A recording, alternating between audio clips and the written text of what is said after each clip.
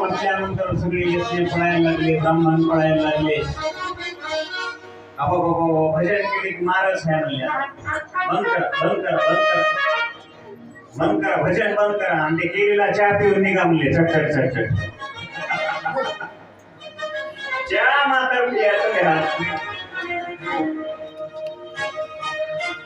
गेले, टाळ्या घेऊन गेले. त्याच्या घरला विना कोण कडकी, मर्दन कोणी कडकी, सगळं बंद पडलं. घाबरले. जिथं भजन बंद पडतंय तिथे काही सायसोय राहत नाही. आजही या पृथ्वी तलावर टाळ वाजतो, विना वाजतो, मृदंग वाजतो, म्हणून ही पृथ्वी चालू आहे. सूर्य उजेड देतो, चंद्र अशा प्रकारचा शीतल प्रकाश देतो, वारा बहायला लागलेला आहे. हे सगळं भजनामुळे चाललेलं आहे. ज्या दिवशी या जगातलं भजन बंद पडेल ना, त्या दिवशी हे काही शिल्लक राहणार नाही. ही काळ्या दगडावरची रेख घेऊन ठेवा.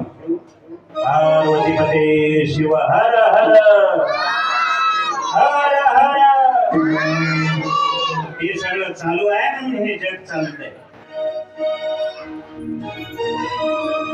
आजही माझे ज्ञानोबा आहे, समाधीमध्ये आहे, संजीवन समाधी म्हणून हे जग चालतंय.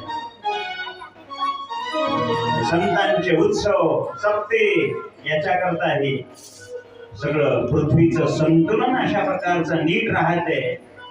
याच्यामुळं बघा किती मी अभ्यास करा, बारीक अशी गावं हुडकून काढा. दोनच्या ज्या गावात सप्ताच नाही त्या गावात जाऊन बघा की चक्कर मारा.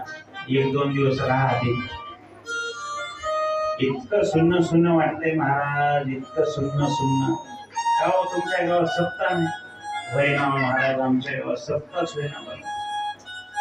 बघा आपण चालू करू. तुम्ही काय होते की बाबा, कसं होते.